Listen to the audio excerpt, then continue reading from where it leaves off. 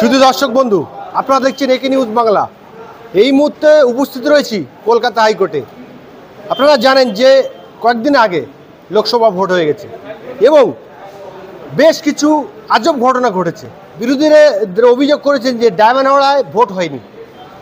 সব বিরোধী প্রার্থী তারা বলেছেন যে ডায়মন্ডহাওড়ায় ভোট হয়নি, অথচ ডায়মন্ডহাওড়ায় রেকর্ড ভোটে জিতেছে অভিষেক বন্দ্যোপাধ্যায়। এছাড়াও আমরা দেখলাম যে নরেন্দ্র মোদী অর্থাৎ ভাজপা তারা বলেছিল যে আপকি বার 400 পার হয়নি, 240-এ থেমে গেল। সরকার তৈরি করলো বিজেপি, কিন্তু সেই সরকার জোড়াতালি দিয়ে চলছে এবং বিরোধীরা বলছেন যে এই সরকার কবে পড়ে যাবে তার ঠিক নেই। পশ্চিমবাংলা 42টা সিট বিজেপি বলেছিল যে এবারে আমরা আগের তুলনায় একটি সিট বেশি পেলেও পাবো, কিন্তু সেইখান থেকে 6টা সিট কমে গেল। সেই সমস্ত বিষয়ে কথা বলবো। আমাদের সঙ্গে রয়েছেন কলকাতা হাইকোর্টের বিশিষ্ট অ্যাডভোকেট আলী আফজাল চাঁদ মহাশয়। দেখুন,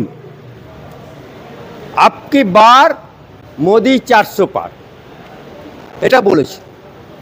তা মোদি বাজারে যখন ক্যাম্পেনিং হবে, মানুষের কাছে প্রস্তুতি আসবে ভোটের ময়দানে, সেই প্রস্তুতি হিসাবে মোদিজি এর আগের বারের থেকে তার আগের বারের থেকে বাড়ছিল, সেই ক্যালকুলেশন করে এবং মোদিজি যে সবকা সাথ সবকা বিকাশ সবকা বিশ্বাস এর উপর বেশ করে যে ইলেকশনটা লড়েছিল এবং সেক্ষেত্রে প্রচার থেকে আরম্ভ করে সোশ্যাল মিডিয়া থেকে আরম্ভ করে সব জায়গায় বলেছিল। কিন্তু ভারতীয় জনতা পার্টি এবং ভারতীয় জনতা পার্টি 240টা এবং তার অ্যালায়েন্স পার্টি, কেউ তো অ্যালায়েন্সের বাইরে ছিল না, এনডিএর বাইরে ছিল, চন্দ্রবাবু নাইডু কি বাইরে ছিল, অ্যালায়েন্সে ছিল জোট করে, নীতিশ কুমার সেও বিজেপির সাথে জোট করে, সুতরাং কেউ বাইরে ছিল না। সেই হিসাবে 293 আজকে তৃতীয়বারের জন্য একটা সরকার ক্ষমতায় থাকলে অ্যান্টি এস্টাবলিশমেন্ট কাজ করে, সেই জায়গাতে কিছুটা হলেও অ্যান্টি এস্টাবলিশমেন্ট কাজ করেছে এবং বিরোধী পক্ষ যেভাবে নরেন্দ্র মোদীকে মেলাইন করেছে এবং যেভাবে কুৎসা করেছে, সেই কুৎসার জবাব জনগণ বিভিন্নভাবে দিয়েছে এবং সেক্ষেত্রে যারা ভেবেছিল এবারে INDA যে জোটটার নাম রেখেছিল, আমাদের কুলাঙ্গার মুখ্যমন্ত্রী এবং আমাদের পশ্চিমবাংলার সায়নীর মুখ্যমন্ত্রী, লাগাও সায়নী, সেই সায়নীর মুখ্যমন্ত্রী, আমাদের আলালের ঘরের দুলাল, যার নাকি ঘর নেই, দোর নেই, বাড়ি নেই, গাড়ি নেই, মোদিজির আবাস প্রকল্পের ঘর দিতে হবে দুদিন পরে, সেই আলালের ঘরের দুলাল, যার লিপস অ্যান্ড বাউন্সের কোম্পানি, যে নাকি এবারে 2019-এ লিখলো আমার বইয়ের নাম রুজিরা ব্যানার্জি, আর 2024-এ হয়ে গেল রুজিরা নারুলা। অর্থাৎ বাপের জন্ম শুনিনি যে বউ পরিবর্তন হয়ে যায়। আমাদের রাজ্যের এমন মুখ্যমন্ত্রী তার ভাইপোর বউ পরিবর্তন হয়ে গেল। সেই মুখ্যমন্ত্রী আজকে বাংলার বুকে 29টা পেয়েছে, কিন্তু যে আলালের ঘরের দুলাল বলছে 7 লক্ষ ভোট পেয়েছে। আমরা সিপিএমের জামানায় কি বলতাম যে অনিল বোস যেখানে ভোট হয় না, যেখানে 5 লক্ষর ওপর ভোটে যেতে, বিরোধীরা তখন বলতে পারত, বামফ্রন্টের আমলে সাংবাদিকরা চিৎকার করে বলতে পারত, বিরোধী পক্ষের লোকেরা চিৎকার করে বলতে পারত। আজকে কোন সাংবাদিকের ক্ষমতা আছে যে অভিষেক ব্যানার্জি 7 লক্ষ ভোটে জিতলো? একটা বুথে 946খানা ভোট, তার মধ্যে 926খানা ভোট পড়েছে, 925টা অভিষেক ব্যানার্জি আলালের ঘরের দুলাল, সে একটা বিজেপি। সেখানে সিপিএমের এজেন্ট দেখা যাচ্ছে বসে আছে, সেখানে আইএসএফের এজেন্ট বসে আছে, তারাও কি ভোট দেয়নি? তাহলে ভোটটা কি পরিমাণের লুট হয়েছে, দুধ কা দুধ পানি কে পানি, এতেই বোঝা যাচ্ছে। আর আজকে যারা বলেছিল নরেন্দ্র মোদী সরকার করতে পারবে না, ভোটের রেজাল্ট বেরোনোর পরে যারা বলেছিল যে পশ্চিমবাংলা থেকে শুরু করে আজকে আমরা কি দেখতে পেলাম, অভিষেক ব্যানার্জি, এখানে বাংলায় মমতা ব্যানার্জি দুয়ারের সরকার, দুয়ারের রেশন করে বেড়ায়। আমরা ভোটের পরে দেখতে পেলাম কি, যে অভিষেক ব্যানার্জি সেখানে আইএনডিএ, যারা নাকি ভোটের আগে বলল ইন্ডিয়া জোটে আমরা নেই, অথচ ইন্ডিয়া জোটের নামটা রেখেছিল এই কুলাঙ্গার মুখ্যমন্ত্রী, সেই ইন্ডিয়া জোটে নেই। আজকে ভোটের পরের দিনের রেজাল্টের সময় কি বলছে, পিসি আর ভাইপো দুজনের পাশাপাশি। আমরা মেসেজ করেছিলাম, মেসেজের উত্তর পাইনি, হঠাৎ করে রাতের পরে মেসেজের উত্তর পেয়ে গেল। সেখানে আইএনডিএ জোটের কংগ্রেস 99টা সিট এবং আরও তাদের আইএনডিএ জোটের শরিকরা একসাথে বসে সিদ্ধান্ত হলো যে আমরা এবারে সরকার করতে যাব না, অপেক্ষায় থাকব। আর সেখানে কংগ্রেসের যে নেতা তার পাশে দাঁড়িয়ে ছবি তুলল। তার কিছুক্ষণ পরে, তারপরের দিনে দেখতে পেলাম কি, অভিষেক ব্যানার্জি দাঁড়ে দাঁড়ে ঘুরে বেড়াচ্ছে। কেন? অনেকে আবার এখানে পোস্টার পড়ে গেল, যেমন কালীঘাটে পোস্টার পড়ে গেল, গেম চেঞ্জার দাদা, গেম চেঞ্জার দাদা। সেই গেম চেঞ্জার দাদা ওই আইএনডিএ জোটকে বাদ দিয়ে তারা ভেতরে, মানে আমরা ঘরের ভেতরে ঘর দেখেছি মশারি, এ যে দেখছি আইএনডিএ জোটের ভেতরেও মশারি, ঘরের ভেতরে ঘর। অর্থাৎ এ না দলটা কারোর সাথে। আবার কি বলল, যখন আমাদের নরেন্দ্র দামোদর মোদী কালকে সরকার গঠন করে দিল, দেশ বিদেশের রথী মহারথীরা এলো, কংগ্রেস সেও গেল, মমতা ব্যানার্জি গোসা ঘরে খিল দিয়ে অন্ধকারে বসে রইল, যেন কেউ যাবে না, অন্ধকার করে লাইট বন্ধ করে বসে রইল। আহারে, কেন? অভিষেক ব্যানার্জিকে বাঁচাতে পারবে না। শোনো, 29টা সাংসদ পেয়েছো, 12টা সাংসদ পেয়ে 2টোকে মন্ত্রী করেছে, এখনো মন্ত্রী 10টা হাতে আছে। এই হাইকোর্টের বিচারপতি মহামান্য অভিজিৎ গাঙ্গুলি আগামী দিনে 2026-এর আগে আমরা দেখতে পাবো উনি হবেন আইনমন্ত্রী। আর আজকে অভিষেক ব্যানার্জি ওই যে দাঁড়ে দাঁড়ে ঘুরছিল দুয়ারের সরকারের মতো, ওই দাঁড়ে দাঁড়ে যে ঘুরছিল, ও দেশের জন্য ঘোরেনি, বাংলার মানুষের জন্য ঘোরেনি, শুধুমাত্র নিজেকে জেল যাত্রা, তিহার জেল থেকে বাঁচানোর জন্য ঘুরেছে। আপনি বলছেন যে সবকা সাথ সবকা বিকাশ, যে অযোধ্যায় রাম মন্দির করলেন এবং নরেন্দ্র মোদী বললেন যে রামলালাকে নরেন্দ্র মোদী প্রতিষ্ঠা করলেন, নিয়ে এলেন, সেই অযোধ্যার মানুষ তাহলে কি তাদের সঙ্গে নরেন্দ্র মোদী ছিল না? সেই অযোধ্যা সিটে বিজেপি হেরে গেল, কি বলবেন? দেখুন, রাম মন্দির অযোধ্যায় হয়েছে, অযোধ্যা নগরীকে উন্নয়ন করতে গিয়ে উন্নয়নের দরকার আছে, সেখানে দেশ বিদেশের নাগরিকরা আসবে, তীর্থস্থান। 500 বছরের পুরনো স্বপ্ন, সনাতনীদের স্বপ্ন নরেন্দ্র মোদী পূরণ করেছে।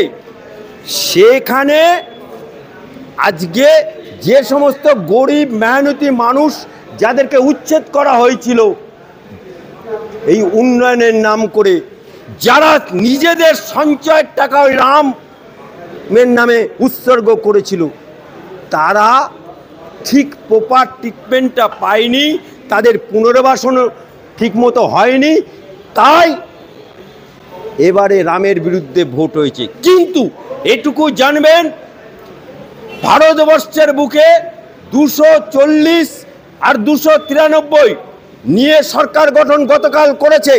শুধু দেখতে থাকুন, 6 মাস যাবে না 350 সাংসদের সমর্থন পাবে এবং মমতা ব্যানার্জি ঢুকতেই থাকবে, কারণ ন্যাড়া বেলতলায় আর কেউ যাবে না, মোদির ওকে আর নেবে না, কারণ মোদির এই বিজেপির গর্বেই তো তৃণমূলের জন্ম।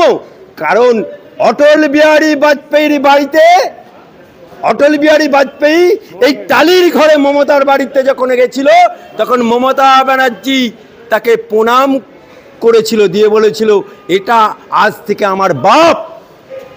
মালপোয়া খাইছিলে বাজপেয়ীকে, আর বাজপেয়ীজি তখন আমাকে কি বলল, এটা আমার বিটি বটে।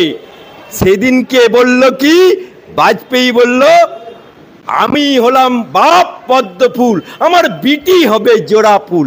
সেই দিনকে এই বাপের সাথে, এই বিজেপির সাথে গঠবন্ধন করে পশ্চিম বাংলার বুকে ইলেকশন লড়েছিলে, দুটো জিতেছিল বিজেপি, একটা তপন শিকদার দমদমে, আর একটা দিয়েছিল জুলু মুখার্জি কৃষ্ণনগরে।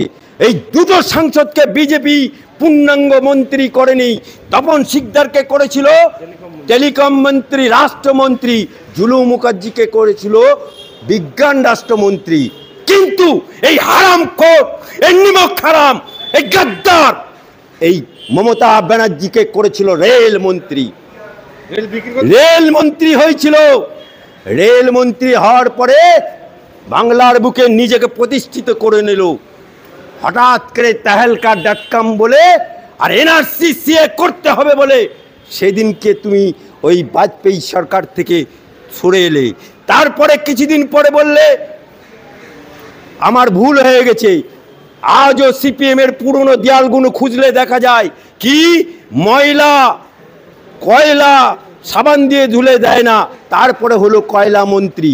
আজকে সেই মমতা ব্যানার্জি বিজেপির গর্বে জন্ম নিয়ে, বিজেপির টাকায় লালন পালন হয়ে আজকে বিজেপির বিরোধিতা করছো।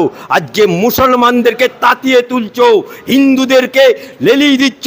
আজকে উনি তো বলেছিল বাংলার মেয়েকে চাই, তাহলে কীর্তি আজাদ কোন বাংলায় বাস? পাঠানকে তুমি বহরমপুরে দাঁড় করিয়ে দিলে, কীর্তি আজাদকে দাঁড় করিয়ে দিলে। আজকে যে বাংলার কথা বলে সে শত্রুঘ্ন সিনহাকে আসানসোলে দাঁড় করিয়ে দিলে।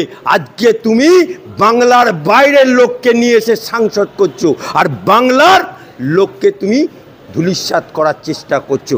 আজকে বাংলায় শিল্প নেই, বাংলায় কর্ম নেই, বাংলায় শিক্ষা চুরি হয়েছে, আজকে শিক্ষার মেধা চুরি হয়ে গেছে, রাস্তায় বসে আছে শিক্ষিত বেকাররা।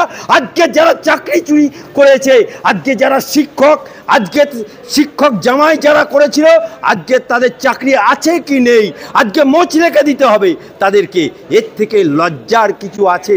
আজকে আমাদেরকে বিক্রির সরকার করে দিয়েছে, মুসলমানের ওপর ডিপেন্ডেবল সরকার হয়ে গেছে। আজকে বাংলার বুকে 2021 সালের আঁকড়া দেখুন, 5 to 7% হিন্দু ভোট পেয়েছে, বাকি পেয়েছে মুসলমান ভোট। আর 2024-এও সেই মুসলমানদেরকে নিয়ে বাজি মাত করলো। আজকে মুসলমানদের ওপর ভোটে দাঁড়িয়ে, মুসলমানদের ভোটে জিতে, প্রথমেই ওদের নেতা, ওদের এমএলএ একজন মুসলমানের প্রতি হামলা করলো।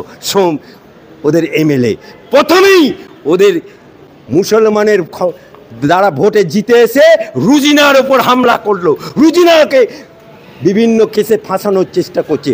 অর্থাৎ এই মুসলমানদের ভোটে জিতে আর লক্ষ্মীর ভাণ্ডার 500,000 টাকা ভিগ দিয়ে বাংলায় বেশি দিন টিকে থাকা যায় না। ইতিমধ্যে আমরা গুরুত্বপূর্ণ একটা খবর পেলাম যে ভাঙড়ের দামাল নেতা আরাবুল ইসলাম, উনি সম্ভবত আইএসএফে যোগদান করবেন এবং ভাঙড়ে তৃণমূলের মধ্যে একটা গোষ্ঠীদ্বন্দ্ব আমরা দেখতে পাচ্ছি। কি বলবেন এই প্রসঙ্গে? আপ তো শুরু হওয়া এ তো ভাঙড়ে দেখছেন। 2026 আস্তে আস্তে দেখবেন। কেন? রচনা ব্যানার্জি যেখান থেকে জিতেছে সেখানে হুগলিতে পর ইস্তফা দিচ্ছে, পর ইস্তফা দিচ্ছে তৃণমূলের লোকেরা।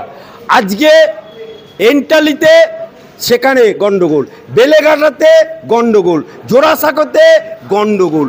এই তো শুরু হয়েছে, আপ খেলা দেখা যায়গা।